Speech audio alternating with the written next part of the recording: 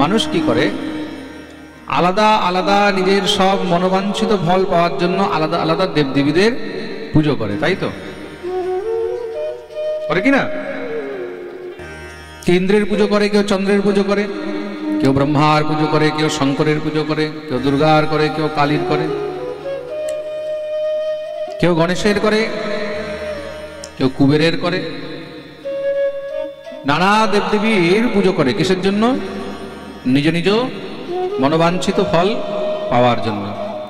কিন্তু তীব্রেণ ভক্তি যোগেন যজেত পুরুষম পরম, কেউ যদি ভক্তি চায় তবেই গিয়ে সে পরম পুরুষ ভগবান শ্রীকৃষ্ণের ভজন করে। কেন?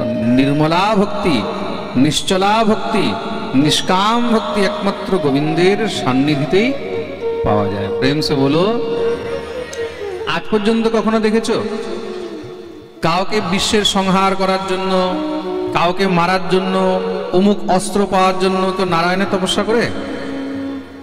করে কি? যতজন দেখবে সব কেউ ব্রহ্মার তপস্যা করছে, হ্যাঁ, কেউ শঙ্করের তপস্যা করছে, কেউ ইন্দ্রের করছে। গোবিন্দের তপস্যা কারা করে? যারা নিষ্কাম ভক্তি চায়। আর এই সংসারে শান্তি কোথায় আছে? শান্তি সকামের মধ্যে নেই, শান্তি নিষ্কামের মধ্যে আছে। যেখানে জাগতীয় জগতের কোনো সুখের কামনা আছে সেগুলো হলো সকাম, স্বার্থের জন্য। মন দিয়ে শুনবে, সেগুলো হলো স্বার্থের জন্য। আর যেখানে যাবতীয় জগতের সুখের কোনো কামনা নেই, একমাত্র গোবিন্দের প্রীতির কামনা, সেটাই হলো নিষ্কাম ভক্তি। সেটা কি? নিষ্কাম ভক্তি। যেখানে কোনো লালসা নেই, যেখানে কোনো ইচ্ছাই নেই। ইচ্ছা কি? হে ঠাকুর, আমি তোমার আর তুমি আমার। মনের মধ্যে যখন এই ভাব চলে আসবে তখনই একমাত্র শান্তি আসে। আর এই ভাব শুধু গোবিন্দের শরণাগতিতেই সম্ভব, অন্য কোথাও সম্ভব। প্রেম সে বলো, একমাত্র গোবিন্দের শরণাগতিতেই সম্ভব, অন্য কোথাও সম্ভব নয়। তার জন্য তোমাকে কৃষ্ণ চরিত্রে রচনা করতে হবে। ভগবান শ্রীকৃষ্ণই হলেন পূর্ণ ব্রহ্ম। এতে চাংস কলা পূর্ণ কৃষ্ণস্তু ভগবান স্বয়ং। শ্রীকৃষ্ণই হলেন স্বয়ং ভগবান। তার জন্য তোমাকে কৃষ্ণ চরিত্রে রচনা করতে হবে। মহর্ষি বেদব্যাস বললেন, কৃষ্ণ চরিত্রে রচনা করতে গেলে তো কৃষ্ণ কৃপা চাই। কৃষ্ণ কৃপা ছাড়া কি করে রচনা করব? দেবর্ষি নারদ বললেন, দেখো, কৃষ্ণ কৃপা তো একমাত্র কোনো কৃষ্ণ ভক্তের দ্বারাই সম্ভব। কৃষ্ণ ভক্ত কৃপা করলে কৃষ্ণ কৃপা সম্ভব, কোন বৈষ্ণবের কৃপাতেই সম্ভব। তার জন্য তোমাকে কৃষ্ণ ভক্তের চরণ ধরতে হবে। বলে, কৃষ্ণ ভক্ত আর কোথায় খুঁজতে যাব? আপনার থেকে বড় কৃষ্ণ ভক্ত আর কোথায় পাবো? আপনার থেকে বড় বৈষ্ণব আর কোথায় পাবো? আপনি তো দিনরাত সবসময় সেই গোবিন্দের গুণগান করতে থাকেন, সবসময় নারায়ণ নারায়ণ, নমো নারায়ণ হরি গোবিন্দা, নমো নারায়ণ হরি গোবিন্দা, সবসময় কীর্তন করতে থাকেন। আপনার থেকে বড় আর বৈষ্ণব কোথায় পাবো? আপনি কৃপা করুন, আমাকে কৃষ্ণ ভক্তি প্রদান করুন। দেবর্ষি নারদ 4টি শ্লোকে উপদেশ করলেন, যাকে চতুশ্লোকী ভাগবত বলা হয়েছে। কি বলা হয়েছে? চতুশ্লোকী ভাগবত। আর এই চতুশ্লোকী উপদেশ প্রাপ্ত করেই কিন্তু মহর্ষি বেদব্যাস তাকে 18,000 শ্লোকে বিস্তার করলেন, যাকে বলা হয়েছে শ্রীমদ্ ভাগবত মহাপুরাণ। এটা কি বলা হয়েছে? শ্রীমদ্ ভাগবত মহাপুরাণ। আর সেই শ্রীমদ্ ভাগবত মহাপুরাণ তিনি নিজের পুত্র মহর্ষি শুকদেবকে পড়িয়েছেন। আর শুকদেব প্রভু সেই ভাগবত রাজা পরীক্ষিতকে শ্রবণ করিয়েছেন। এখন একটি প্রশ্ন আসে, এই শুকদেব প্রভু কে ছিলেন? আর রাজা পরীক্ষিতই বা কে ছিল? আর পরীক্ষিতকে ভাগবত শ্রবণ করানোর প্রয়োজন কেন হলো?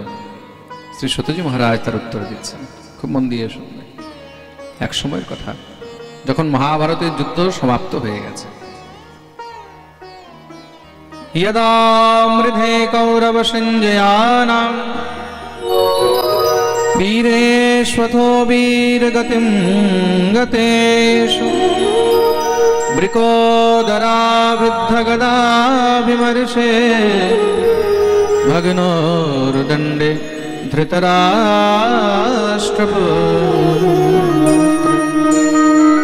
यदा मृधे कौरव संजयानाम, যে সময় কৌরব পাণ্ডবদের যুদ্ধ শেষ হয়েছে, বৃকোদর ভীমের গদার প্রহারে ভাঙা জাং নিয়ে পড়ে রয়েছে দুর্যোধন। মরণাসন্ন সেই অবস্থায় সেখানে অশ্বত্থামা এসে উপস্থিত হয়েছে। মহারাজের জয় হোক শুনেই তো দুর্যোধন খেপে গেছে। বলে নিজ প্রশংসা শুনে খেপে গেছে। বলে মানুষ যখন কষ্টে হয়, দুঃখে থাকে, মরণাসন্ন অবস্থায় থাকে, সে সময় কেউ প্রশংসা করলেও শুনতে ভালো লাগে না। প্রেম সে বলো। দেখো, প্রশংসাও কখন ভালো লাগে? যখন জীবনে ভালো সময় থাকে।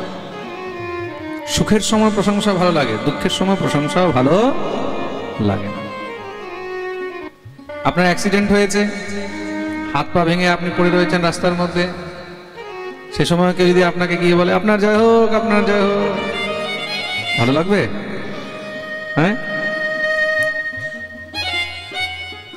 তার জন্য মনে রাখবেন, জীবনে প্রশংসা শুনলে কখনো ভুলতে নেই।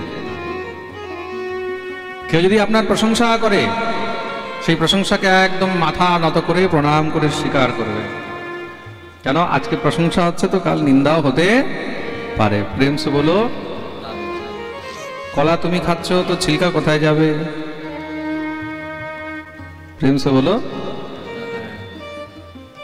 মনে রাখবে, যেখানে সুগন্ধ হয় সেখানে দুর্গন্ধ আসে, যেখানে লাভ আছে সেখানে হানিও আসবে, যেখানে যশ আছে সেখানে অপযশও আসবে, যেখানে স্তুতি আছে সেখানে নিন্দাও হবে। মন দিয়ে শুনবে। আপনি মনে করবেন না আমি শুধু ভালো কাজ করছি বলেই সব দিকে আমার প্রশংসাই হবে। না না না। আপনি খুব সুন্দর বাড়ি বানালেন, একতলা বানালেন খুব ভালো হলো, দুইতলা বানালেন খুব ভালো হলো, যখনই তিনতলা বানালেন আপনি কাউর কিচ্ছু করেননি, কাউর মাথায় বাড়ি দেননি, কিছু নয়, কিন্তু পরের দিনই পাশের বাড়ির লোক কি বলবে? বেটা তিনতলা বানিয়ে নিয়েছে, আমার ঘরের রোদটা আটকিয়ে গেল। বলবে কি না? আপনি এই সংসারের মধ্যে কখনো কাউকে তুষ্ট করতে পারবেন না। পারবেন? কখনো সম্ভব না। প্রেম সে বলো। আপনি যতই ভালো করুন, এই সংসারের মধ্যে যতই আপনি উত্তম, যতই মহারাজ উৎকৃষ্ট কাজ করুন, যদি 10 জন আপনার স্তুতি করছে তাহলে 2 জন আপনাকে গালিও দেবে। তার জন্য প্রকৃত বৈষ্ণব, বুদ্ধিমান ভগবত ভক্তদেরকে কি করা উচিত? প্রত্যেক পরিস্থিতিতেই সমভাব নিয়ে থাকা উচিত। নিন্দা স্তুতি উভয় সমান বিচার করা উচিত। সুখ মে ফুলো মতি, দুঃখ মে তড়পো মতি। সুখ আসলে তখন একদম ফুলে যাবে না, অভিমানে ভরে যাবে না। আর যখন দুঃখ আসবে, কষ্ট আসবে, তখন ভেঙে পড়বে না। ভগবান যেইভাবে রাখে সেইভাবেই থাকা উচিত। বলেছে না, जैसे रखे राम जी रहना चाहिए। খুব সুন্দর ভজন। जैसे रखे राम जी रहना चाहिए, जैसे रखे राम जी रहना चाहिए, जैसे रखे राम जी रहना चाहिए, जैसे रखे राम जी रहना चाहिए, जैसे रखे राम जी रहना चाहिए, जैसे रखे राम जी रहना चाहिए, और मान अपमान सब सहना चाहिए, मान अपमान सब सहना चाहिए, मान अपमान सब सहना चाहिए, मान अपमान सब सहना चाहिए। और सीताराम सीताराम कहना चाहिए। सीताराम सीताराम कहना चाहिए। सवाई दोनों हाथ ऊपरे करे ताली सेवा करे।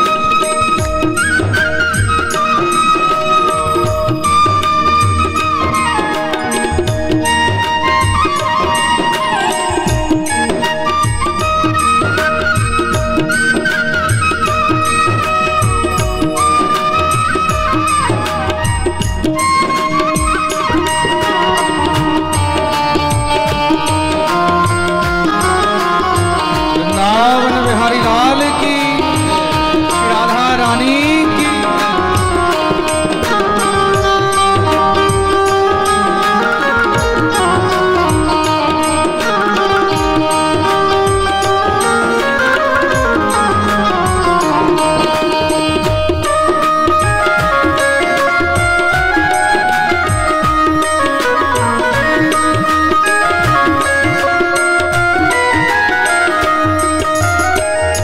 चाहते आराम हो तो रोज ही सुबह शाम। चाहते आराम हो तो रोज है सुबह शाम। ये चाहते आराम हो तो रोज ही सुबह शाम। चाहते आराम हो तो रोज है सुबह शाम। দেখো এই সংসারে তো আমরা সবাই অসুস্থ, তাই তো? কেউ মানসিক, কেউ শারীরিক, তাই তো? তো যখন আমরা অসুস্থ হই তখন কি হয়? ডাক্তার বলে ওষুধ খাও, কি বলে 2টা ট্যাবলেট সকালে, 2টা ট্যাবলেট বিকেলে, বলে না? তদ্রূপ জীবনে যখন দুঃখ হয়, কষ্ট হয়, এই দুঃখ কষ্ট থেকে যদি বাঁচতে চাও, এটা থেকে যদি আরাম চাও, যদি শান্তি চাও, তাহলে মনে রাখবে তোমাকে সকাল বিকেল এই ওষুধ খেতেই হবে। কোন ওষুধ? তার নাম কি? তার নাম হলো হরিনাম। সকালেও হরিনাম নাও আর বিকেলেও, তবেই কিন্তু তুমি নিস্তার পাবে। দ্বিতীয় আর কোনো উপায় নেই। যত কষ্ট হোক, যত দুঃখ হোক জীবনে, যত দুঃখ আসবে, যত কষ্ট আসবে, তত আরো বেশি করে জপ বাড়িয়ে দেবে, তত আরো বেশি করে জপ বাড়িয়ে দেবে, তত আরো বেশি করে ভজন বাড়িয়ে দেবে। তাহলে আমিও দেখি কত দুঃখ আসতে পারে। सीताराम सीताराम कहना चाहिए। सीताराम सीताराम कहना चाहिए। सीताराम सीताराम कहना चाहिए। सीताराम सीताराम कहना चाहिए। सीताराम सीताराम कहना चाहिए। सीताराम सीताराम कहना चाहिए। और मान अपमान सहना चाहिए। मान अपमान सब सहना चाहिए। सीताराम सीताराम कहना चाहिए।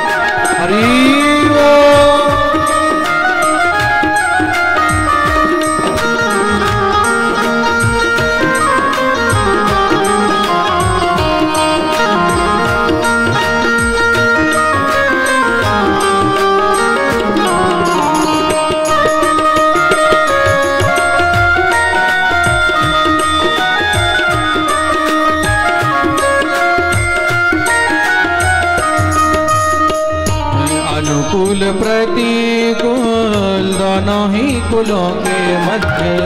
अनुकूल प्रतिकूल दोनों ही कुल के मध्य। अनुकूल प्रतिकूल दोनों ही कुलों के मध्य, अनुकूल प्रतिकूल दोनों ही कुल के मध्य, सरिता समान सदा बहना चाहिए, सरिता समान सदा बहना चाहिए। सरिता समान सदा बहना चाहिए, सरिता समान सदा बहना चाहिए। और सीताराम सीताराम कहना चाहिए, सीताराम सीताराम कहना चाहिए। राधे श्याम कहना चाहिए, राधे श्याम कहना चाहिए। सीताराम सीताराम कहना चाहिए, सीताराम सीताराम कहना चाहिए। सीताराम सीताराम कहना चाहिए, सीताराम सीताराम कहना चाहिए। कहना चाहिए, कहना चाहिए। बोलिए भक्त वत्सल भगवान की जय। अनुकूल प्रतिकूल दोनों ही कुलों के मध्य सरिता समान सदा बहना चाहिए। জীবনে কখনো অনুকূল পরিস্থিতি আসবে, কখনো প্রতিকূল পরিস্থিতি আসবে, আসবে তো। জীবনে সব সময় যে অনুকূল পরিস্থিতি থাকবে, ভালোই ভালো থাকবে, তার কোনো গ্যারান্টি নেই। দুর্যোধন কখনো ভেবেছিল যে আমার জীবনে কখনো এমন পরিস্থিতিও আসবে? আমরা 100 ভাই, আর 100 ভাইয়ের মধ্যে একজনও বাঁচবে না, কখনো ভেবেছিল? দুর্যোধন কখনো স্বপ্নেও ভাবেনি যে 100 ভাইয়ের মধ্যে আমরা একজনও বাঁচব না। আর 100 কে 100 ভাই সব এক থেকে এক বড় থেকে বড় বলবান, কোনো সাধারণ নয়। তো জীবনে অনুকূল পরিস্থিতিও আসবে আর প্রতিকূলও আসবে। প্রত্যেক পরিস্থিতির মধ্যেই ভগবত ভক্তদেরকে অনেক সাবধানে থাকতে হয়। প্রেম সে বলো।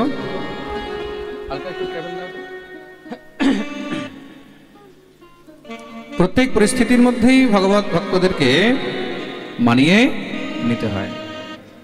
আমরা কি করি, অনেক সময় একটু মান পেয়ে গেলে, একটু সম্মান পেয়ে গেলে তখন অনেক ফুলে যায়। চারজন যদি আমাদেরকে একটু সম্মান দিয়ে দিল, একটু মান দিয়ে দিল, তখন অনেক ফুলে যায়। তারপরে যদি হঠাৎ করে সে মান না দেয়, সম্মান না দেয়, তখন কি হয়, মনে দুঃখ হয়, কষ্ট হয়, তাই তো? আপনি যদি কারোর কাছে সম্মানের আশাই না রাখেন, কারোর কাছে আপনি যদি মানের আশাই না রাখেন, তখন কি হবে? তখন সে অপমান করলেও আপনার কোনো কষ্ট হবে না। যখন আপনি আশা রাখেন যে সে আমাকে সম্মান করবে, সে আমাকে মান করবে, আর সে যদি না করলো, তখন কি হয়? তখন মনে কষ্ট হয়। আপনাদেরকে একটা আমার বাল্যকালের কথা বলছি। একজন পণ্ডিতজি ছিলেন আমাদের বৃন্দাবনে, বাবার খুব ভালো বন্ধু ছিলেন। ওনার সঙ্গে আমি মাঝে মাঝে পাঠে যেতাম।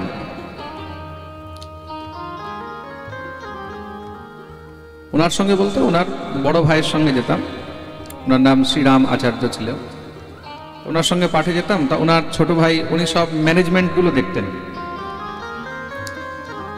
তা আমি যখনই যাই ওনাকে তো প্রণাম করি। একবার ওনার সঙ্গে আমি পাঠে গেছি, তো সেখানে ওনার ছোট ভাই, ওনাকে আমি প্রণাম করতে ভুলে গেছি। এখন একদিন প্রণাম করতে ভুলেছি, দ্বিতীয় দিন আবার ভুলে গেছি, একটু তাড়াহুড়ার মধ্যে ছিলাম। দ্বিতীয় দিনে আমি প্রণাম করিনি। তৃতীয় দিন আমার পিতৃদেব যখন গেছে ওখানে পাঠে বাবা, তো উনি আমার বাবাকে বলছে, আরে পণ্ডিতজি, বলে হ্যাঁ। আমার বয়স তখন হবে 14-15 বছর। আমাকে বলছে, আরে তোমার ছেলেটা নষ্ট হয়ে গেছে। বাবা বলল, কেন, কি হয়েছে? আমি দেখলাম এখন তো আর কাউকে কিছু মনেই করে না। বাবা বললেন, হয়েছে কি বলবে তো? বলে, 2 দিন ধরে আমি লক্ষ্য করছি আমাকে প্রণাম করে। বাবা আমাকে এসে বলছেন, কিরে তুই ওনাকে প্রণাম করিস নি? বাবা আমি তো সবসময় প্রণাম করি ওনাকে। বলছে তুই নাকি প্রণাম করিস নি? বাবা হয়তো আমি ভুলে গেছি, হয়তো আমি গেছি ওইখানে, উনি কোথাও বসে আছে, আমি গিয়ে নিজের কাজে ব্যস্ত হয়ে গেছি। যেরকম আমার সঙ্গে এখন পণ্ডিতজিরা এখানে এসছেন, সেরকমই আমি গেছি, ভুলে গেছি। বাবা আমি হয়তো ভুলে গেছি। আরে আমাকে বলছে তোমার ছেলের অভিমান হয়ে গেছে, এই হয়েছে সে হয়েছে। আমি দৌড়ে গিয়ে ওনাকে দণ্ডবোধ প্রণাম করলাম। আমি বললাম আগে মহারাজ যেন খুশি হয়, প্রণাম করতেই একদম খুশি হয়ে গেছে, প্রণাম করতেই খুশি হয়ে গেছে।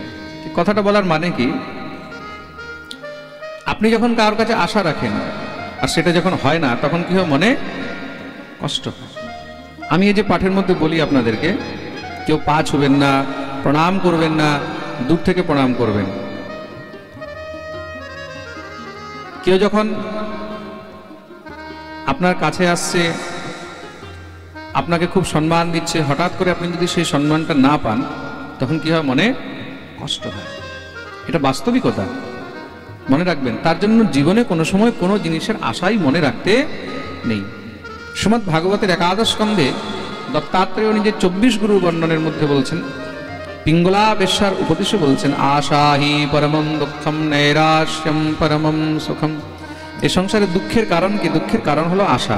ছেলেকে জন্ম দিয়েছি, মনের মধ্যে আশা কি আছে? ছেলে বড় হবে, তারপরে কি করবে? বলে চাকরি বাকরি করবে, আর আমাদেরকে দেখবে, আমাদের সেবা করবে। আর ছেলে যদি সেবা না করে, তখন কি হয়? মনে কষ্ট হয়। কষ্ট হয় তো? ছেলের বিয়ে দিলাম, বিয়ে দেওয়ার সময় মনের মধ্যে কত আশা থাকে, বৌমা আসবে, বৌমা এসে আমার সেবা করবে। সকালবেলা ঘুম থেকে ওঠার সময় বৌমা এসে বলবে, মা আপনার জন্য চা নিয়ে আসি। মা বলুন আজকে কি রান্না করব, আর বৌমা যদি জিজ্ঞাসায় নাই করে, তখন মনে কষ্ট হয় কি না? এটা স্বাভাবিক। কষ্ট কেন হচ্ছে? কেন কি? মনে আশা আছে। শিষ্য করেছি, শিষ্যের কাছে আশা আছে, শিষ্য আসবে, আমাকে সেবা করবে, প্রণাম করবে, এসে একটু দান দক্ষিণাও দেবে। আর শিষ্য দেখা করতে আসলো, গুরুদেব কেমন আছেন? ভালো আছেন? হ্যাঁ হ্যাঁ ভালো আছে। গুরুদেব আমার এই সমস্যা, ওই সমস্যা, এই সেই। গুরুদেবও বললেন হ্যাঁ সব এই হয়ে যাবে, ঠিক হয়ে যাবে, ঠিক হয়ে যাবে। আর শিষ্য যদি পকেট থেকে 1 টাকাও বের না করলো, তখন কি হয়? তখন গুরুদেব পরের বার শিষ্য আসলেই আগের থেকে দরজা বন্ধ রাখবে। হ্যাঁ, এরকমও গুরুদেবদের কমই নেই। আমার কাছে কুচবিহার থেকে একজন শিষ্য গেছে কোনো গুরুদেবের, ওনার গুরুদেব রাধাকুণ্ডে থাকেন। আমার কাছে গিয়ে খুব কান্নাকাটি করছে, মহারাজ। কি হয়েছে? বলে বলুন আমি গুরুদেবের এখানে গেলাম, গুরুদেব এখানে গিয়ে আমি উঠেছি, 2 দিন ছিলাম। গুরুদেব আমাকে বলল 2 দিনের তোমাকে 1000 টাকা দিতে হবে। না গুরুদেব আমার কাছে 1000 টাকা তো নেই, আমি 200 টাকার প্রণামী দিয়ে এসেছি। আমি একটুখানি দর্শন করে 84 করে যাত্রা করে তারপরে যখন ওখানে আবার উঠেছি গুরুদেবের এখানে, গুরুদেব বললেন এখানে জায়গা নেই। দেখুন, চাহে সে যেই হোক, এই সংসারের মধ্যে বড় বড় ঋষি মুনিগণ শাস্ত্রের মধ্যে এমনিতে লেখা নেই যে সুর নর মুনি সবকে ইহ রীতি স্বার্থ লাগি করহি সব প্রীতি। এই সংসারের মধ্যে যত প্রীতি আছে, যত ভালোবাসা আমরা দেখছি না, এগুলো সব স্বার্থের জন্য। স্বার্থ যেখানে নেই সেখানে কোনো ভালোবাসা, কোনো প্রীতি নেই। তা আমি ওকে বুঝালাম, আমি বললাম দেখো তুমি এটার মধ্যে খারাপ মনে করো না। সে আমার কাছে এসেছে, আমি গুরু ত্যাগ করবো, মূল উদ্দেশ্য ছিল তার আমি গুরু ত্যাগ করবো। আমাকে বলছে আপনি আমাকে দীক্ষা দেন। আমি দেখো বাবা, প্রথম কথা তো আমি পরের শিষ্যকে কখনো দীক্ষা দিই না। যারা এসব কাজ করে এরা মহা অপরাধী, আর ওইগুলো প্রত্যক্ষ জীবনেও কষ্ট ভোগ করে, আর নরকে তো যাবেই যাবে, এগুলোর কোনো গতি নেই। কোনো এক বৈষ্ণব যদি অন্য বৈষ্ণবের শিষ্যকে দীক্ষা দেয়, এর থেকে বড় অপরাধ আর কিচ্ছু নেই। আর দেখুন, এই সংসারের মধ্যে আপনি এক থেকে আরেক দেখতে যাবেন, আরেক থেকে আরেক দেখতে যাবেন। তো তুলসী ইয়া সংসার মে ভাঁতি ভাঁতি কি লোক, যেখানেই যাবেন সেখানেই কিছু না কিছু সবার মধ্যে কমি পাবেনই পাবেন। এই সংসারের মধ্যে পারফেক্ট কেউ নেই, নো ওয়ান ইজ পারফেক্ট। সবার মধ্যে কিছু না কিছু কমি আছেই আছে। আমি ওকে বললাম, তুমি গুরুদেব এখানে 2 দিন থাকলে গুরুদেব তোমাকে খেতে দিয়েছে? বলে দিয়েছে। কয় বেলা করে খেতে দিয়েছে? বলে সকালেও একটু বাল্যভোগ দিত, দুপুরেও দিত, রাত্রেও দিত। তুমি যদি বাজারে যাও, বাজারে গিয়ে তুমি সকালবেলা একটু ব্রেকফাস্ট খাও, মিনিমাম কত টাকার হবে? না হলেও 25-30 টাকার তো হবে। দুপুরবেলায় তুমি কোনো হোটেলে গিয়ে খাবার খাও পেট ভরে, মিনিমাম কত টাকা হবে? মিনিমাম না হলেও 60-70-80 টাকা তো হবে, তার নিচে তো প্লেট হবে না। আরে রাত্রেবেলায় তুমি যে খেলে, রাত্রেবেলায় খাবার কত টাকার হবে? মিনিমাম থেকে মিনিমাম হলেও 60-70 টাকার নিচে তো হবে না, হবে কি? আর তুমি একটু হিসাব লাগাও কত হলো। সকাল থেকে সন্ধ্যা পর্যন্ত 200 টাকার তো তুমি খাবার খেলে, তারপরে গুরুদেবের এখানে তুমি থাকলে। একদিনের তোমার মিনিমামও যদি তুমি খাবারের খরচ ধরো, তাও তোমার 200 টাকা হয়। 2 দিনে তোমার মিনিমাম খাবারের খরচই 400 টাকা হয়। তারপর উনি তোমাকে থাকতে দিয়েছে। এক জায়গায় তুমি রুম নিয়ে থাকো, কত টাকা ভাড়া লাগবে? মিনিমাম না হলেও কোথাও যদি তুমি রুম নাও, 400-500 টাকার নিচে কোথাও রুম পাবে না? মহারাজ, পাবো না। আচ্ছা, গুরুদেব তোমাকে 2 দিন থাকতে দিল, 2 দিন রুমের ভাড়ায় তুমি 1000 টাকা ধরে রাখো, 400 টাকা খাবার ধরে রাখো, তোমাকে ডিসকাউন্ট দিয়ে গুরুদেব 400 টাকার 1000 টাকা দিতে বলেছে। খারাপ বলেছে? হিসাবে তোমার 1500 টাকা হয়, সে জায়গায় তোমাকে ডিসকাউন্ট দিয়ে 1000 দিতে বলেছে। তুমি তার মধ্যে বলছো আমার গুরুদেব খারাপ। খারাপ নয়। ওনাকেও আশ্রম চালাতে হবে, ওনাকেও নিজের মন্দির চালাতে হবে। এরকম করে যদি সব শিষ্যরা এসে এইভাবে করে, তাহলে ওনার আশ্রম চলবে কি করে, মন্দির চলবে কি করে? ভেবে দেখেছো কখনো? মহারাজ কথা তো ঠিক বলেছেন। যাও গুরুদেবের কাছে, গিয়ে ক্ষমা চাও, গুরুদেব আমার সামর্থ্য নেই অর্থ দেওয়ার, আমি শরীর দিয়ে কিছু সেবা করে দিতে পারি। সবার কাছে তো অর্থ হয় না, হয় কি? বিচার করে দেখো। অর্থ যদি না হয়, তখন শরীর দিয়ে সেবা করে। তুমি সেবা কি করেছো? সেবা কিছু করিনি, ঘুরেছি, দর্শন করেছি। তুমি বেটা গুরু আশ্রমে গিয়ে সেবাও করবে না, ঝাড়ুও দেবে না, মোছাও লাগাবে না, বাসন মাজবে না, তুমি অর্থও দিতে পারবে না। যে অর্থ দিতে পারবে সে সেবা না করলেও চলে, যে অর্থ দিতে পারবে না তাকে তো কমসে কম সেবা করা উচিত। আমি তো তাকে বুঝিয়ে পাঠিয়ে দিয়েছি, কিন্তু অন্য কেউ হলে থোড়ি না বুঝাবে। সে তো তখন সঙ্গে সঙ্গে বলবে, আচ্ছা এমন করেছে তোমার গুরুদেব, এই বহুত নিকৃষ্ট লোক, বহুত নিচ লোক, ছোট লোক, ছেড়ে দাও, তুমি আমার কাছে আসো, সংস্কার হয়ে যাও, দীক্ষা নিয়ে নাও। যেগুলো আজকাল এই সমাজের মধ্যে হচ্ছে, তাই তো? প্রেম সে বলো। আমি এরকম 1-2 নয়, শত নয়, হাজার দেখছি। পরের শিষ্যদেরকে ডেকে ডেকে দীক্ষা দেওয়া, আরে তোমার গুরুদেব এরকম, তোমার গুরুদেব এরকম। মনে রাখবে, যারা গুরু ত্যাগ করে অন্য গুরুর কাছে যায়, সর্বপ্রথম তো সেখানেই তার বিনাশ হয়ে গেছে। আর যারা পরের শিষ্যদেরকে প্রলোভন দিয়ে তাকে আবার দীক্ষা দেওয়ার চেষ্টা করে, তারা গুরু নয়, তাদেরকে শুধুমাত্র ধান্দাবাজ বলেই মনে করা উচিত। প্রেম সে বলো। সদ্গুরু কখনো তোমাকে গুরু থেকে দূরে করবে না। তুমি যদি কোনো গুরুর নিন্দাও করছো, সে তোমাকে বোঝাবে তুমি গুরুর নিন্দা কেন করছো।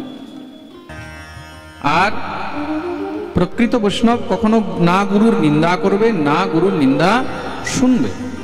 গুরু নিন্দুকেরও মুখ কবু না হেরিও, যথায় হয় গুরু নিন্দা তথা না যাইবে। যেখানে গুরু নিন্দা হয় সেখানে কখনোই যাবে না। যদি গুরুর সঙ্গে তোমার পড়ছে না, গুরুর সঙ্গে তোমার খাপ খাচ্ছে না, গুরু থেকে দূরে হয়ে যাও। তা বলে কখনো গুরু নিন্দা করতে, গুরু নিন্দা করলে সেখানেই বিনাশ হয়ে যায়। কত দেখেছি এরকম মানুষের বুদ্ধি ভ্রষ্ট হয়ে গেছে, পাগল হয়ে গেছে গুরু নিন্দা করতে করতে। প্রেম সে বলো। তার জন্য কখনো ভুলেও গুরু নিন্দা না করা উচিত, না শোনা উচিত, যেরকমই হোক না কেন। এই সংসারের মধ্যে প্রেম প্রীতি, চাই সেটা মাতা পিতার হোক, গুরু শিষ্যের হোক, ভাই বোনের হোক, স্বামী স্ত্রীর হোক, প্রত্যেক সম্বন্ধের মধ্যে একটি স্বার্থ আছে। মানুষ বলে মায়ের প্রেম নিঃস্বার্থ হয়, বলে না? এরকম কোনো শাস্ত্রে লেখা নেই মায়ের প্রেম নিঃস্বার্থ হয়। ঠিক আছে, এগুলো গল্পের কথা, কখনো প্র্যাকটিক্যাল হয় না, অরিজিনাল হয় না। মায়ের প্রেমের মধ্যেও স্বার্থ থাকে। তোমার তোমার মা তোমাকে কিছু বললো, আর কিছুক্ষণ পরে তোমার বউ কিছু বললো, তুমি যদি মায়ের কথাটাকে না শুনে বউয়ের কথা শুনলে না, সেই মাই সঙ্গে সঙ্গে বলবে বউয়ের গোলাম হয়ে গেছে, ও বউয়ের কথায় চলে, তাই তো? নিঃস্বার্থ প্রেম এই সংসারে কোথাও নেই, এগুলো সব ফালতু কথা। যেটা প্র্যাকটিক্যাল সেটা বুঝতে হবে। মানুষের ডায়লগ, ফিল্মের ডায়লগ দিয়ে জীবন চলে না, চলে অরিজিনাল প্র্যাকটিক্যাল হতে হবে। নিঃস্বার্থ কোনো প্রেম নেই। নিঃস্বার্থ প্রেম, নিঃস্বার্থ ভালোবাসা একমাত্র ঈশ্বরের সঙ্গে হয়, একমাত্র ভগবানের সঙ্গে, যাকে আমরা দেখি না। ভগবানকে দেখেছো? দেখেছো? তবুও তো আমরা তার সেবা করছি, তার পুজো করছি, তার চরণের শরণাগতি নিচ্ছি। তা তার প্রতি যে প্রেম, এটাই হলো নিঃস্বার্থ প্রেম। প্রেম সে বলো, আমরা তার কাছে চাইছি প্রভু আমার এটা হয়ে যাক, ওইটা হয়ে যাক, আমরা চাইছি, কিন্তু তিনি কি আমাদেরকে স্টাম্পে লিখে দিয়েছে? ভগবান রেজিস্ট্রি করে দিয়েছে যে তুমি আমার কাছে যা চাইবে সেটা তুমি পাবেই, বা আমরা যেটা চাইছি সেটা আমরা পাবো, তার কোনো গ্যারান্টি আছে? কিন্তু তবু আমরা তার কাছে চাইছি, চাইছি তো, এটা হলো বিশ্বাস, এটা হলো ঈশ্বরের প্রতি বিশ্বাস। আর যেখানে বিশ্বাস হয় ভগবানের প্রতি, ঈশ্বরের প্রতি, যাকে দেখিনি, শুধুমাত্র অনুভবের দ্বারাই তার প্রতি শরণাগতি হয়েছে, তার শরণাপন্ন হলাম, এটাই হলো নিঃস্বার্থ প্রেম। নিঃস্বার্থ প্রেম একমাত্র ভগবানের সঙ্গেই হয়। জীব এই জড় জগতের সঙ্গে কখনো নিঃস্বার্থ প্রেম হয় না। প্রেম সে বলো, জীবনে যখন সুখ হয়, সুখের সময় দেখবে তখন সবকিছু ভালো লাগে, আর যখন দুঃখ হয়, দুঃখের সময়, কষ্টের সময় কেউ প্রশংসা করলেও ভালো লাগে না। অশ্বত্থামাকে বললেন, আমি মরণাসন্ন, তুই এখানে আমার প্রশংসা করছিস, জয়কার করছিস, বলে তার জন্য আপনি তো স্বয়ং দায়ী। কারণ এত বড় যুদ্ধের মধ্যে আপনি সব বুড়োদেরকে নিয়ে যুদ্ধ করতে নেমেছেন, বুড়োদেরকে দিয়ে কি যুদ্ধ জেতা যায়? দুর্যোধন বললেন, আচ্ছা তাহলে যুদ্ধের মধ্যে তো তুমিও ছিলে জোয়ান মানুষ, তুমি কেন কিছু করতে পারোনি? বলে, আমাকে আপনি যদি সেনাপতি বানাতেন, আমি একদিনে এই যুদ্ধ জিতে দেখিয়ে দিতাম। ওহো, তাই নাকি? কি করতে? বলে, আপনি আদেশ করুন, আমি আজও পঞ্চপাণ্ডবের মাথা এনে দিয়ে দেবো। ওরে বাপরে, এত বড় কথা! ঠিক আছে, তুমি যদি করে দেখাও, তোমাকে আমি অর্ধেক রাজ্য দিয়ে দেবো। অশ্বত্থামা বেরিয়ে গেছে পাণ্ডবদের মস্তক নিয়ে আসার জন্য, মাথা কেটে আনবে। পাণ্ডবরা আজকে বিজয় উৎসব করছে, একদম আনন্দে মেতে আছে, ভগবানের চিন্তা বেড়ে গেছে। ভগবান মনে মনে ভাবছেন, অশ্বত্থামা তো মারতে আসছে, কি করা যায়? বলে, পাণ্ডবদেরকে নিয়ে এখান থেকে বেরোতে হবে। মারতে আসছে পাণ্ডবদেরকে, আর চিন্তাকার হচ্ছে ভগবানের। কেন? কেন কি পাণ্ডবরা নিজের সর্বস্ব গোবিন্দের চরণের সমর্পণ করে দিয়েছে, আর যেখানে ভগবানকে সমর্পণ করে দেওয়া হয় সেখানে তার চিন্তা ভগবানকে হয়, ভগবানের চিন্তা বেড়ে যায়। আপনি গাড়িতে যাচ্ছেন, সে সময় আপনার বেশি চিন্তা হয় না ড্রাইভারের বেশি চিন্তা হয়? জোরে বলো। ড্রাইভার বেশি চিন্তা হয় তো, কেন? সে জানে সবার দায়িত্ব এখন আমার ঘাড়ে আছে। আপনি ঘুমাতে পারবেন, আপনি হাত পা ছড়াতে পারবেন, গাড়ি চালাতে চালাতে ড্রাইভার যদি একটু এমনি করে, বাস এতটুকু করলে তখন আর আমরা করার যোগ্য থাকবো না। প্রেম সে বলো। ড্রাইভার যদি স্টিয়ারিং থেকে হাত তুলে দেয়, তাহলে মনে রাখবে আমাদের হাত আর এই জন্মে উঠবে না। কেন? তার ঘাড়ে আমাদের দায়িত্ব রয়েছে। তা যখন দায়িত্ব ভগবানের ঘাড়ে হয়ে যায়, তখন কি হয়? ভগবানের চিন্তা বেড়ে যায়। প্রেম সে বলো। তার জন্য নিজের সবকিছু গোবিন্দের চরণে সমর্পণ করে দাও। নবধা ভক্তির মধ্যে অন্তিম ভক্তি হলো কি? আত্মনিবেদন। শ্রবণম কীর্তনম বিষ্ণু স্মরণম পাদসেবনম अर्चनम वंदनम दास्यम सख्यम आत्मनिवेदनम। একটু বেসটা কমাও। সবথেকে অন্তিম ভক্তি হলো আত্মনিবেদন। তার জন্য গোবিন্দের চরণে নিবেদন, সমর্পণ হয়ে যাও। ভগবান যেইভাবে রাখবে সেভাবে আমরা থাকবো। জैसे रखे राम जी रहना चाहिए। ভগবান পাণ্ডবদেরকে বললেন, চলো আজকে আমরা গঙ্গার তটে যাব। কেউ একবার জিজ্ঞাসা করেনি যে কেন যাব? ভগবান বলেছেন যাব মানে যেতে হবে, এটা হলো বিশ্বাস। শুধু সমর্পণ করলে হবে না, সমর্পণের সঙ্গে বিশ্বাসও করতে হবে। প্রেম সে বলো। আপনি রাস্তায় যখন যাচ্ছেন, চলতে চলতে হঠাৎ করে কেউ যদি হাতের মধ্যে চাকু নিয়ে আপনার সামনে এসে দাঁড়ায়, কি অবস্থা হবে তখন আপনার? মন শান্ত থাকবে? বলুন, থাকবে কি? আর সে জায়গায় আপনি ঘরের মধ্যে আছেন, রান্নাঘরে গেলেন, আপনার স্ত্রী হাতের মধ্যে চাকু নিয়ে দাঁড়িয়ে আছে, আপনি তার সঙ্গে কথা বলছেন, মনে ভয় হচ্ছে? হচ্ছে না, কেন? আপনি জানেন তো সবজি আমানিয়া করবে, লঙ্কা কাটবে। এটা কি? এটা হলো বিশ্বাস। এটা হলো বিশ্বাস। কেন? সেখানে বিশ্বাস আছে, তার জন্য সমর্পণ আছে। সেখানে চাকু নিয়ে থাকলেও, হাতের মধ্যে বটি নিয়ে থাকলেও আপনার কোনো ভয় থাকবে না। কিন্তু সেই জায়গায় যেখানে বিশ্বাস নেই, সেখানে কি হয়? ভয় থাকে। তার জন্য জীবনে বিশ্বাস খুব দরকার। আর বিশ্বাস যদি ভগবানের প্রতি হয়, তখন ভগবান তার সমস্ত ভার নিজের উপরে ধারণ করে নেয়।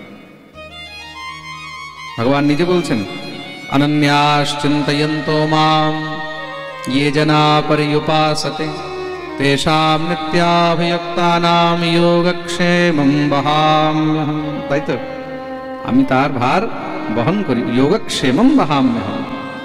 কার যে অনন্যভাবে আমার শরণাগতি গ্রহণ করে। পাণ্ডবদেরকে নিয়ে চলে গেলেন গঙ্গার ধারে। রাত্রিবেলা অশ্বত্থামা এসে পাণ্ডবদের পঞ্চপুত্র,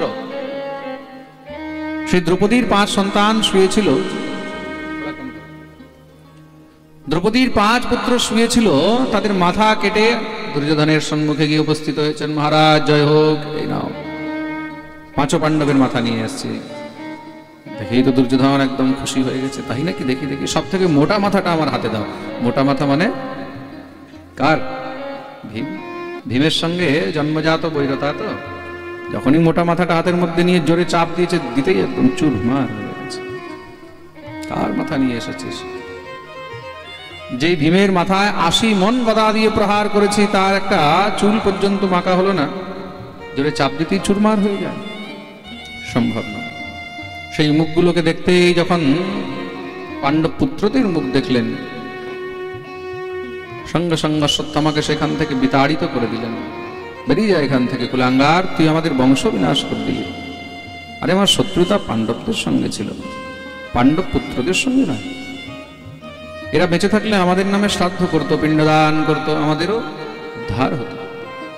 নিজের পুত্র যদি নাও হয়, ভাইয়ের পুত্র যদি তার নিমিত্তে শ্রাদ্ধ করে, পিণ্ডদান করে, তাতেও তার উদ্ধার হয়ে যায়। প্রেম সে বলো। তার জন্য নিজের ভাইয়ের পুত্রকেও নিজের পুত্রের সমানই মনে করা উচিত। এই পুত্র শোকে দুর্যোধনের মৃত্যু হয়ে গেল। এদিকে ভগবান যখন পাণ্ডবদেরকে নিয়ে ফিরেছেন, সকালে শিবিরের মধ্যে ফিরে এসে দেখছেন সেখানে করুণ ক্রন্দন চলছে। দ্রৌপদী বুক পিটিয়ে পিটিয়ে কাঁদছে।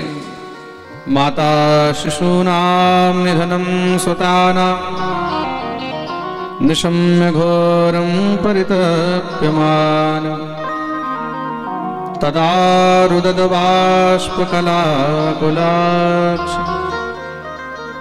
ताम सांत्वयन्नाह किरीटमाली। মাতা শিশু নাম। দ্রৌপদীর 5 পুত্র মারা গেছে, এই দৃশ্য দেখেই অর্জুন আর থাকতে পারলেন না। সঙ্গে সঙ্গে গান্ডীব হাতে নিয়ে প্রতিজ্ঞা করলেন, সেই কুলাঙ্গার, সেই দুষ্টকে যতক্ষণ পর্যন্ত বন্দী বানিয়ে না নিয়ে আসি, এখানে নিজের মুখ ফিরিয়ে দেখাবো না। ভগবানকে নিয়ে চললেন। ভগবান রথ নিয়ে বেরিয়েছেন। অশ্বত্থামার সঙ্গে ঘোর যুদ্ধ হলো। সেই যুদ্ধের মধ্যে অশ্বত্থামাকে বন্দী বানিয়ে নিয়ে দ্রৌপদীর সামনে ফেলে দিলেন। দেবী বলো, একে কি সাজা দেওয়া হোক? ভগবতী দ্রৌপদী দেখছে অশ্বত্থামা কাঁপছে। মনে মনে বিচার করলেন, তার মা আগেই নিজের স্বামীকে হারিয়েছে, ভগবতী কৃপী দ্রোণাচার্যকে হারিয়েছে, যদি এখন পুত্রকেও হারায় তাহলে আর কাকে নিয়ে থাকে? মুচ্যতামেষ ব্রাহ্মণো নিতরাম গুরু। ছেড়ে দাও, ব্রাহ্মণ তো আর তার উপরে গুরুপুত্র, গুরুপুত্রকেও গুরুর সমানই সম্মান করা উচিত। ভীম গর্জনা করে বলছেন, অর্জুন তুমি কার কথা শুনছো? দ্রৌপদীর কি এখন মাথা ঠিক আছে? মেরে ফেলো এই দুষ্টকে। যুধিষ্ঠির বললেন, দাঁড়াও, সামনে গোবিন্দ আছে, একবার দ্বারকাধীশকে জিজ্ঞাসা করো। অর্জুন বললেন, তুমি বলো হে কেশব, কি করা উচিত? ভগবান বললেন, ব্রহ্মবন্ধুর্ন হন্তব্য আততায়ি বধারহণঃ ময়ৈব ভয়মাম্নাত পরিপায়নুশাসন। ব্রহ্মবন্ধুর্ন হন্তব্য আততায়ি বধারহণঃ। ব্রাহ্মণ যতই পতিত হোক না কেন, তাকে কখনো মারতে, আর যে আততায়ী দুষ্ট তাকে ছাড়তেও নেই। কি করা যায়? অর্জুন বুঝে গেলেন, মারাও যাবে না আর ছাড়াও যাবে না। যে গীতার উপদেশ বুঝে গেছে তাকে এতটুকু কথা বুঝতে আর সময় লাগেনি। দেখুন, গীতাকে বোঝা বহুত কঠিন, তোমার নিয়ে শুনবে।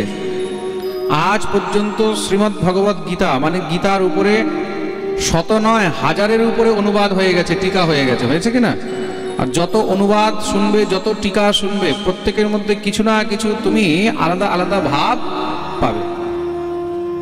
যে গীতাকে যেইভাবে বুঝেছে সে তার অর্থ সেইভাবে লিখে গেছে। অর্জুন বাস্তবে গীতার অর্থ বুঝেছেন, তার জন্য আর দেরি করেননি।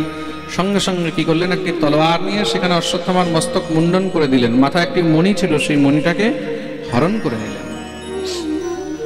অপমানিত করে তাকে ছেড়ে দিয়েছেন।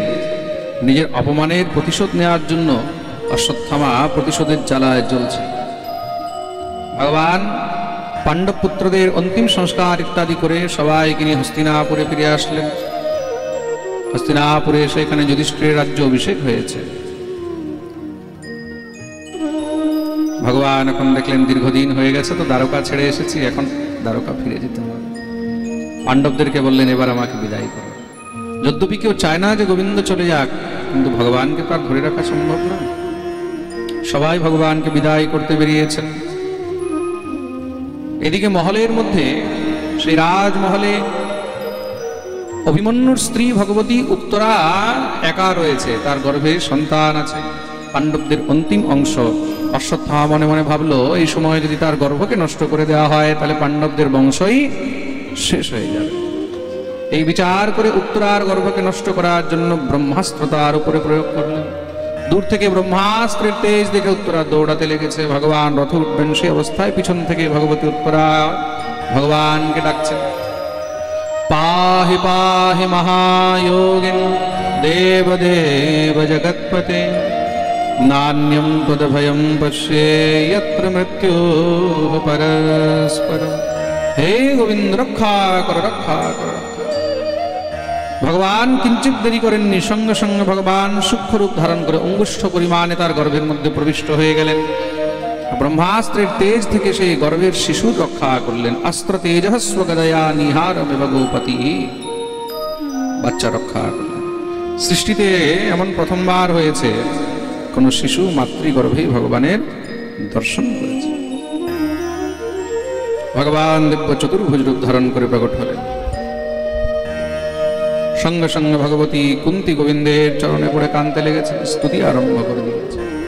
কৃষ্ণায় বাসুদেবায় দেবকী নন্দনায় চ নন্দগোপকুমারায় গোবিন্দায় নমো নমঃ। হে গোবিন্দ, আমি কত বড় হতভাগিনী, পাপিনী। আমার সামনে সাক্ষাৎ পরব্রহ্মকে পেয়েও আমি কখনো বুঝতে পারলাম না। স্বয়ং ভগবানকে পেয়েও আমি শুধু ভাইপো মনে করেই আজ পর্যন্ত সময় নষ্ট করেছি। আমি না তোমার সেই সম্মান করতে পেরেছি, না তোমার সেই সেবা করতে পেরেছি। ভগবান বললেন, বেশি কি বলছো? আমি ভগবান নই, আমি তোমার ভাইপো বলে না। তুমি অনেক ছলনা করেছ, আর করো না। এখন বুঝে গেছি তুমি স্বয়ং ভগবান। ভগবান বললেন, যদি ভগবান মেনেই নিয়েছো তাহলে পিসি আজকে আমার কাছে যা চাইবে চেয়ে নাও। ভগবতী কুন্তী বললেন, যা চাইবো দেবে তো? ভগবান বললেন, কথা দিলাম। তাহলে বিপদঃ সন্তু নঃ শাশ্বত তত্র তত্র জগদ্গুরু ভবতো দর্শনম যৎ স্যাদ পুনর্ভবদর্শনম। যদি দিতেই হয় তাহলে সংসারের যত দুঃখ আছে সেই সমস্ত দুঃখ তুমি আমার কোলে দিও। ভগবান বললেন, কি বলছো তুমি পিসি? জগতের জীব আমার কাছে সুখ চায়, সম্পত্তি চায়, বৈভব চায়, আর তুমি আমার কাছে দুঃখ চাইছো? না, দুঃখ কিসের জন্য চাইছো? ভগবতী কুন্তী বললেন, জীবনে যখন যখন সুখ আসে গোবিন্দ তখন তোমাকে আমরা ভুলে যাই, আর যখন দুঃখ আসে তখন তোমাকে প্রাণ ভরে ডাকি। তোমাকে যেন প্রাণ ভরে ডাকতে পারি তার জন্য এই দুঃখ চাই, আর কিছু। এই সুখ চাই না যে সুখে আমরা তোমায় ভুলে যাই। सुख के माथे सिल पड़े जो नाम हृदय से जाए, बलिहारी बादुक की जो पल पल नाम जपा। সেই সুখের মাথায় বলছে পাথর পড়ুক, যে সুখ তোমাকে আমাদের থেকে দূরে সরিয়ে দেয়। সেই দুঃখ ধন্য, যে দুঃখের মধ্যে সবসময় তোমাকে মনে না। ভগবতী কুন্তী দিব্য ভগবানের স্তুতি করলেন, এটাকে কুন্তী স্তুতি বলা হয়েছে। কমল নয়ন তুমি আর্ত হরি, হে দুঃখ ভঞ্জন বাকে বিহারী। কমল নয়ন তুমি আর্ত হরি, হে দুঃখ ভঞ্জন বাকে বিহারী। কমল নয়ন তুমি আর্ত হরি, হে দুঃখ ভঞ্জন বাকে বিহারী। কমল নয়ন তুমি আর্ত হরি, হে দুঃখ ভঞ্জন বাকে বিহারী।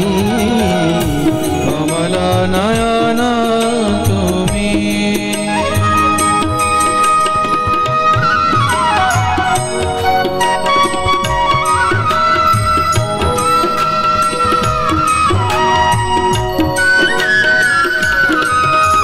হাত উপরে করে তালি সেবা করে গাই।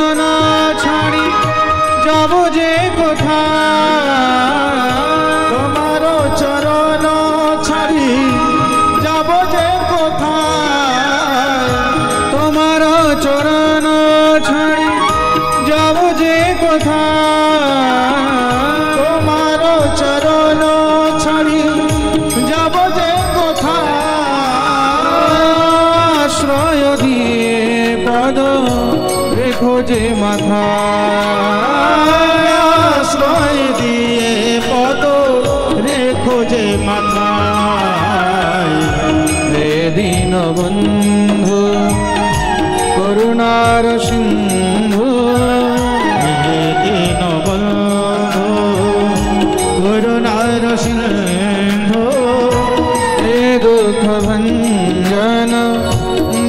के बिहारी कमल नयन तुमी अर्तहरी हे दुख भंजन माँ के बिहारी কমল নয়ন তুমি আর তো হারি হে দুঃখ ভঞ্জন মাকে বিহারি কমল নয়ন তুমি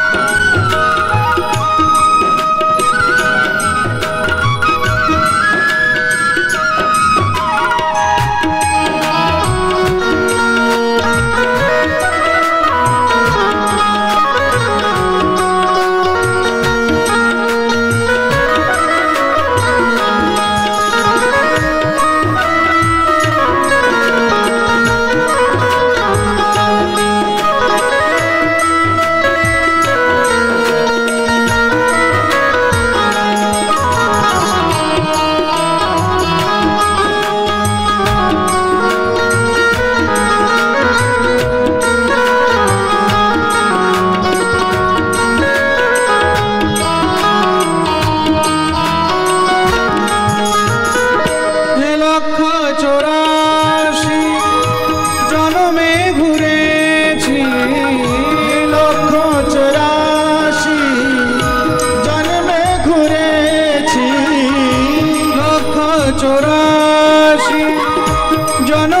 ঘুরেছি লক্ষ 84 জন্মে ঘুরেছি তবে যে মানব দেহ ভাগ্যে পেয়েছি তবে যে মানব দেহ ভাগ্যে পেয়েছি গোবিন্দ দিও এবে শরণ তোমারি গোবিন্দ দিও এবে শরণ তোমারি হে দুঃখ ভঞ্জন বাকে বিহারি কমল নয়ন তুমি আর্তহরি হে দুঃখ ভঞ্জন বাকে বিহারি কমল নয়ন তুমি আর তোহারি হে দুঃখ ভঞ্জন বাকে বিহারি কমল নয়ন তুমি আর্তহরি হে দুঃখ ভঞ্জন বাকে বিহারি কমল নয়ন তুমি আর তোহারি হে দুঃখ ভঞ্জন বাকে বিহারি কমল নয়ন তুমি কমল নয়ন তুমি কমল নয়ন बोलिए भक्तवत्सल भगवान की जय। श्री कृष्ण कृष्ण सख वृष्ण स्वभावन ध्रुक राजन्य वंश गहनानपवीर गोविंद गोद्विज सुरार्ति हरावतार योगेश्वराखिल गुरु भगवन् नमस्ते।